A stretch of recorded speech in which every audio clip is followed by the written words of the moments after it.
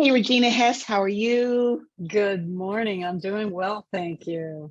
I'm glad to hear that. Thank you so much for hanging out with me for a little bit to talk about what you do, why you do it, and why anyone should care. Well, the So, honor's mine. Thank you so much. yeah. And this is, a conversation like we're hanging out at Jaime's, having a pastrami sandwich and those delicious pickles like we've had it done in the past. I wanted to have this conversation with you and learn a lot more about what you do because, as you know, I went through a divorce over 10 years ago now. My 10-year anniversary happened May of this year. And I think back on that time before going through the divorce process, and there are a lot of things I wish I had known then that I know now because it would have made such a big difference. It would have made a difference in reducing my stress, reducing my anxiety, reducing my depression, Mm, and just giving me a sense of empowerment. One yeah. of those things is I wish I had gone through a divorce mediator. And the other is I wish I had a certified divorce financial analyst to talk to. And so I wanted to just have a conversation with you about the whole concept of certified divorce financial analysts, why they are important, what makes them different from a financial analyst, and maybe wind up with some resources that you think are most important for people to walk away with. Okay. Yeah, But before we yeah, get sounds there, great. can you tell me what a divorce financial analyst is and why you chose to become one? Okay, so I think I'm a visual person, so I'll talk in a form of a puzzle. So when you're Oh. in a married relationship, or even if you're not married, if you're in a relationship where you're together for a period of time, you have a big, bunch of puzzle pieces that you merge together, and you keep building that puzzle until the picture gets larger and larger and larger Mhm. with your life and all that contains in that relationship.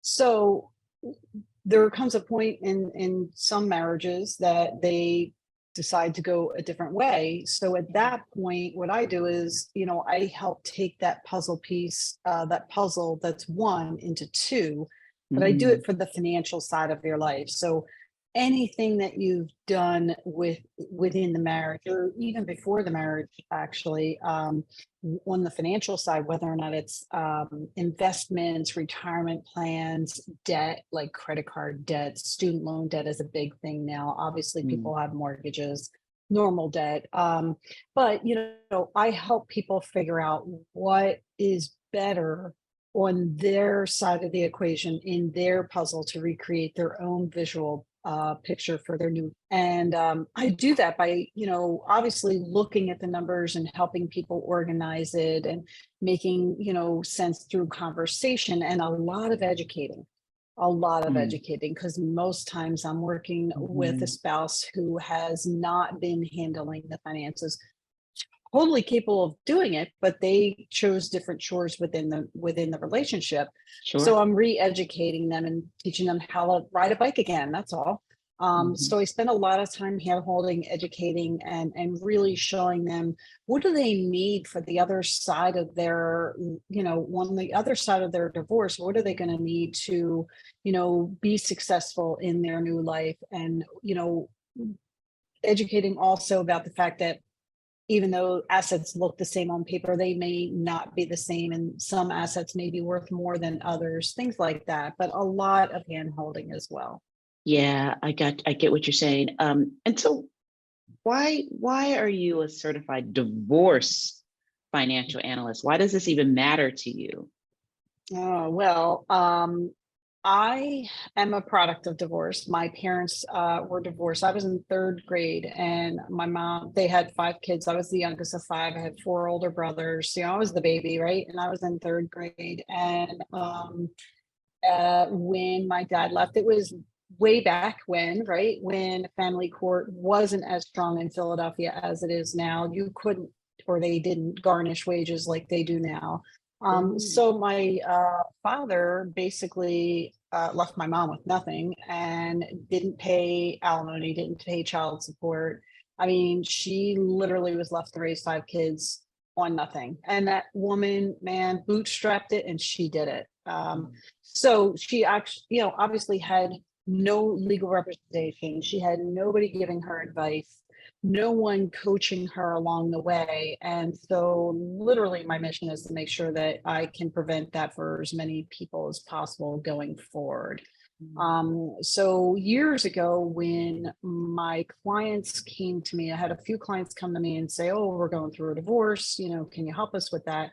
I was already a CFP, a certified financial planner. So I was like, "Oh, sure, I could do that." And I started doing, I'm like, whoa, whoa, whoa, whoa, this doesn't work. This process doesn't work for anyone going through a divorce. So I did the research and found out about the certified divorce financial analyst. And then I went down that lane and got that designation. And I've been helping people since. So why doesn't the traditional CFP, certified financial planner role, not work so well with the divorce? What's the nuance there that makes it a little bit different, Yeah. other than the word Yeah, divorce, because obviously? yeah, right. It's just different type of planning. Because you're in a when I'm doing regular financial planning, it's only about looking forward to, what's your retirement goal, what's your education goal, things like that. Now we're literally rebuilding your financial world because Mm, guess what? You now, might have 50% of what you had, you might have more, you might have less, but what you were planning on doing now you got to start from scratch in a lot of mhm, cases and in some cases and sadly in a lot of cases women have stepped outside of the workforce for mhm, many years to mhm. take care of their families and kudos to them, but it hurts them drastically in so many ways because they gave up that income, they gave up the contributions to the retirement plan, they gave up that independence, became reliant on somebody, and they also not just gave up the income but gave up that profession where they could Mm, have gotten promotions along the way and yeah. gave up the increased salary Mhm, bonuses, things like that yeah. occur. So it's a big big thing that people don't think about until they're in that situation and they're like, oh my god, why did I do that? Yeah, right. Oh my God, why did we do that? So I can imagine that part of your role as a certified divorce financial analyst for your clients is, yes, helping them financially and look long term. Um, but I can also imagine there's part of it, like so much anxiety that they bring to the table about their future and what they're dealing with right now in the divorce. Do you have to manage that first before you get to the financial? I mean, I know you're not a therapist, but how do you have to deal with that with them as well Mm. when they come to you? And Oh then yeah. how do you move Yeah. beyond that to help them start opening their mind to, okay, we need to really put nuts and bolts to this. Right. And honestly, you can't even get to the nuts and bolts until you sit there and talk them through some of that anxiety, some of that fear. It's a lot of fear. And talk them through that and just encourage them to, take a seat at the table, learn Mm-hmm. what they can learn. Even starting with one of the easiest, well, it's not easy for somebody, going through a traumatic incident of divorce, and divorce is traumatizing, right? No matter how calm the divorce is, it's traumatizing. um you know Sometimes just organizing themselves and gathering data and even looking at, like, not telling them to create a budget, but first thing you do is just look at the household expenses and make a list of them so that you Mm-hmm. have a better idea of how much it costs to maintain that household. And Mm-hmm. so that that'll also later on translate to how it's going to cost them. Now it's like one house going into two houses and they're going to have similar expenses, but it gives them an idea. But you can't have the real conversations until you show them that you care, until you sit Mm-hmm. there and you talk them through it and you let them know, I hear you. I hear you. I Mm-hmm. hear how Mm-hmm. hard this is for you, and you're going to be okay. It may not be perfect, but you're going to be okay. It's going to take you a while. We're going to have a lot of pain and tears, but you're going to Mhm. be okay. But So it's not going to be clearly, tomorrow. yeah, I was getting ready to point to this. This is more than just 1 or 2 sessions, obviously, right? Oh gosh. Yeah, yeah, yeah, yeah. So, Yeah, and hopefully somebody is also, talking to a therapist or working with a divorce coach as well.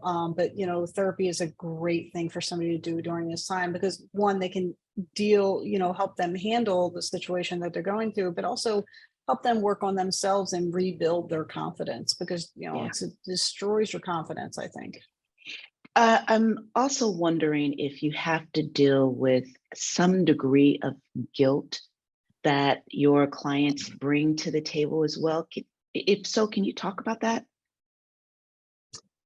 Yeah, and I think that's one of the biggest things for people, they feel guilty, that they're doing something bad because society tells them that they're doing something bad. They're also, should I have stayed a little bit longer for the kids? And sometimes that is one of the worst things you could do because then you're also teaching your children that if it's not a healthy situation, you're telling them that that's okay Mhm. and that they should do that in their lives. So, there's no perfect scenario of going through something like that other than letting them know one, they're not alone, Mhm. right? Plenty of support groups out there who are going through it, but also they're not going alone. And, you know, it's normal to have these types of feelings. It's normal to have to struggle through this. Mhm. And then you also have to have conversations about, it's good to have support groups and their friends, but it's also you want to limit what advice you take from some of those friend groups as well. Yes, hello. I wonder if the guilt plays a role in how they look at their financial future, and if maybe in some way they are not as, I'll use the word aggressive in a positive way, not as aggressive about what is possibly their stake in the assets as well as liabilities. But do you think that that has some impact on how they make decisions about their financial future? Yeah, yeah, and I do, but I think in a lot of the cases that I have seen that if they have a good mediator, or well, mediators have to stay neutral. If they have a good attorney, a good coach, or somebody like me telling them like, hey, you were part of this marriage too. Your input on this marriage was just as valuable as the other person. I think that helps them get past that guilt Hmm. of like, well, this is just theirs. Like, no, you were part of that marriage for however many years. You were doing everything side by side. So it is a shared bucket Hmm. of Hmm. assets and, Yeah. and also debt too. If I were to really condense divorce down to its common denominator, it's about assets and liabilities, what you owe and what you own. I know it's not as, I'm making it extremely simplistic, but because I want to ask this question, since it is really about what you owe and what you own at the end of the day and how you're going to equitably, divide that or whatever, do you think you're the first person one should go see before their attorney? One of the first. One of the reasons they say that is because when they go to the attorney, the clock is ticking and they're paying for time increments. So if they go to the attorney and they're a deer in the headlights, it's going to cost them a lot of money. If they see someone like myself, or even a divorce coach could help them, get organized.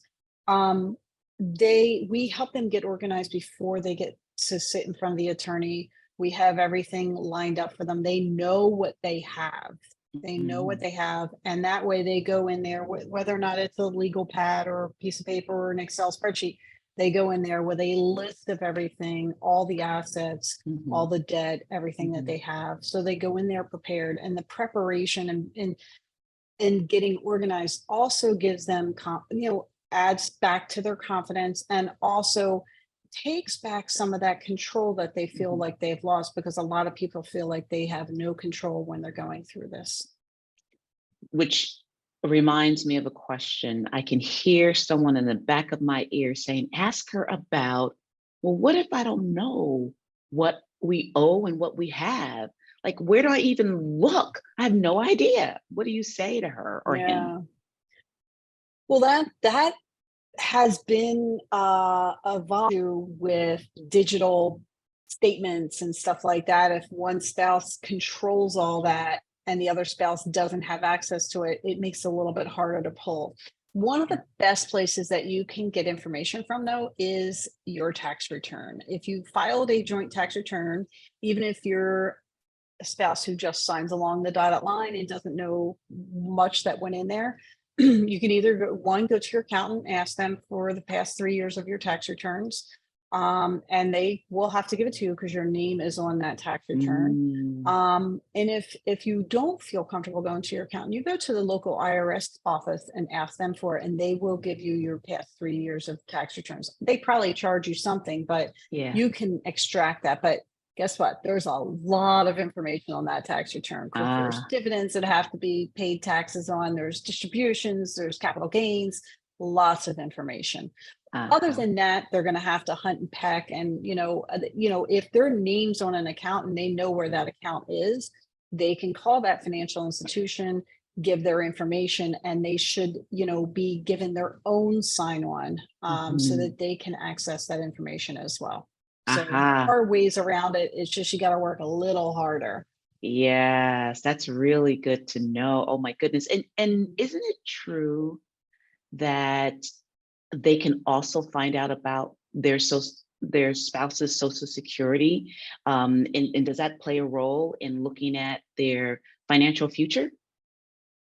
Yeah, Social Security is a great conversation, and there's a lot of surprise when I talk to people about Social Security. Yes, they should inquire about their spouse's Social Security. However, they cannot request it from Social Security. The spouse has to, and then during usually I don't have too many problems with spouses sharing that information because one, it's super easy to get that information. You just go to ssa.gov.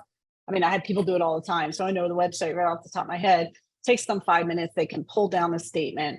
So that's really easy. And if they've been married for longer than 10 years or more, Mhm. then the spouse is would be eligible for half of their Social Security benefit, assuming they didn't have their own. They would get about half of their benefit at the time of retirement.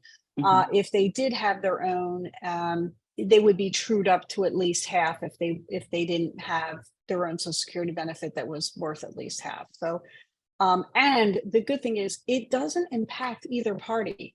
It's not like if I'm divorced and I want to apply for my spousal benefit on Social Security, it doesn't take away from my spouse. It's Mhm. just part of the system. Mhm. So he doesn't have to give up anything for me to get. So nobody's hurt in that. And so there shouldn't be any like, oh, well, I can't give that to you because, whatever. No, we're not taking anything from you. It's just a benefit that we're entitled to that it's not going to hurt you. And can that spouse, when that spouse turns eligible age, they can apply for it, whether or not the other spouse is at eligible Um, age, or do you have to wait till? yeah, I think you have to wait until they apply for the spousal benefit. I think you have to wait for them to apply if you're divorced. I could double check on that answer, but I'm pretty sure that's the way to do it. And the other thing is, and I know this doesn't is not directly with divorce, but one of my things is don't turn Social Security on at 62 Oh, because you have a huge discount that's a permanent discount on what your payment benefit will be, versus waiting until your full retirement age, which is somewhere between 66 and 67, depending on what age, what year you were born. yeah. So it's a huge decrease, and it's a permanent decrease if you turn your Social Security on early. So that's my Uh-huh. soapbox So, thing for so today. Yeah, so you're not going to get as much if you call on that Social Security too soon as you would if you Yeah. were to wait till you're eligible age. But okay, so I want to like go to the dark side for a moment here, Mhm. because I'm sure that this is a reality for many women and men, excuse me, men and women, where the spouse is not so. I don't want to use the word disingenuous, but I'm going to use that word for now because it's the best one I can come up with. And let's talk about the Social Security for a moment. So that spouse could say, listen, I'm not going to apply for Social Security until I'm 90. And by then you might very well be dead. And which means you get none of the Social Security. I mean, yeah, I know that it doesn't impact me, but the fact that I'm still bitter and upset about Mm. what went down, I'm going to make it as hard for you as is possible. That's a reality, isn't it? I haven't seen it because those people also want their Social Security, and you can only delay your Social Security until age 70 right now, anyway. Oh, oh, So the full retirement age, let's just say it's 67 for kicks and giggles. And then I want to delay it till 70 because if I delay it for those 3 years, that means I'm getting a little bit more of a benefit the longer I delay. But those increases end at age 70. So, ah, that there's no reason for anyone to wait beyond age 70 because there's no rise in the benefit. gotcha. And if you are not drawing on your Social Security at 70, you're really shooting your own self in the foot Yeah, because that's yeah, money yeah. that is you're entitled to. So why not draw on Yeah. it? Okay. Yeah. So you can Yeah. only So be dark. even narcissists are going to turn that on because they're like, I am not giving up my money from the government because they're thinking, oh, the government took that from me. I want to get it Yeah. back. Right. So even they are going to turn their Social Security on at 70. Okay. So I want to stay with the dark side for a moment, and then we'll end up with the three takeaways you want people to have, and then a really great resource. So the other part of the dark side is, all right, so your spouse is hiding assets, Mhm. hiding money, has an account someplace you have no idea about. And I know you said you can look at the taxes, but are there cases in which something isn't on their tax and go? Yeah. Yeah. You know what comes to mind? Cryptocurrency. Oh, That is a big area in divorce education right now because you can hide it from the government, you can hide it from your spouse. ah, Yeah, that is a big area. Now when I have personally not been in a case like that, but I have been in cases where there was question about like I haven't been involved in a crypto case yet, but I have had a case or two where there was some concern about missing assets and they weren't quite sure. Then you hire a forensic accountant and they do their job very well and they trace back assets. yeah. How you find crypto is you see the money leaving the bank account or leaving the investment account and getting sent somewhere else. So you can trace it back, but once it's in the crypto world, it's really hard to find there. Yeah. So even though you put money in, it could be worth a lot more, it could be worth a lot less because there Mhm. was that crypto crash several Yeah. months ago. Yeah. But yeah, that's a tough area, really tough area. Is there any other area, since this is our last piece on the dark side, but is there any other area that you want your clients to be aware of or look into because it could be a potential place where you don't know financially what's going on, it's being hidden, it's being kept from you that they should know about? Mm. I don't know. I think I hammer in on the tax return so much that I feel like that can cover a lot of ground. And Mm, then with the tax return, especially if you're working with accountant, you're giving them statements, you're giving them those 1099s, those statements that you get from every institution at the end of the year. So yeah. if you can get your hands on those, that is going to open up Pandora's box. So the tax Mhm. return is always where I go back to whenever I have questions about where'd this go and where's that, Yeah. things like that. Yeah. Well, let's wrap up with some takeaways. I'd love it if you could give three important takeaways that you want every listener, male or female, to know. We Okay. spotlight you on that one. Put a spotlight on you. Oh goodness. Oh my gosh. Okay. Well, one, like I said, the easiest way to get started, if you're feeling overwhelmed, just look at what the spending is for the household and get an idea of what is spent to maintain a household so that you are basically just building your knowledge base and feel like you're driving the car a little bit more. The other thing is definitely organizing yourself before your attorney meeting or even your mediation meeting. Where we are very pro mediation. If we can mediate, we love sending people to mediate. And then if they need an attorney, we have some great attorneys we work with as well. But definitely get organized before you sit down with one of those professionals so that one, the meeting is going to be more effective. And two, you're also going to feel like you're, building some control in this situation as opposed to you just feel helpless. And I think three would be combination of, work with some professionals, someone like myself, a divorce financial analyst, a divorce coach, either, you look for an attorney or a mediator, and you still, even if you have a mediator, you want to have an attorney anyway, but, you want to ask them questions, especially if you're going to an attorney. Are they mediation minded? Are, how many cases have they worked where they've helped people through mediation? Because you want to make sure they're the right fit, and don't feel shy about asking those questions because you have to make sure they're the right fit for you as well. So I may have given you like 3.5 there. No, that's really good. And you know what? I'm going to throw in a bonus here, and that is that there's hope if you plan for your future. There's hope, period. So plan for your future is really what I want to say. Absolutely. And I think that sometimes that's the missing piece that when you're going through divorces, you feel so hopeless. And all of these numbers are running around and on paper, and it's like, what is this? I don't understand. But the planning part is really the key, and it really will reduce your stress, your anxiety, and probably your depression too, if you're experiencing that. Absolutely. And the other thing is, I mean, like you said, it's really, you're going through that trauma and feeling that hopelessness. I will tell you, I work with a lot of women on the other side of the divorce as well. And a couple of years after the divorce, they're in such better places for themselves personally, professionally, and financially, because they did the work. They did the work for themselves, and they are, in a spot where they're like, all right, well, that happened. It was awful, but now I'm going to make the rest of my life a lot better. And I'm going to make it happen. And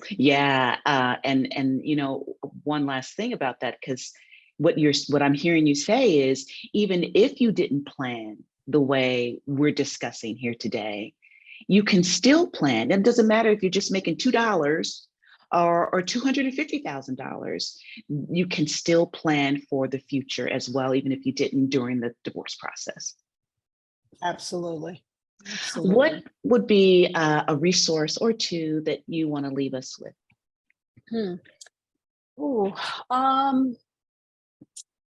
I know that, there's educational webinars out there, and I'm going to plug my own just because that's the one that comes to mind. Divorce GPS.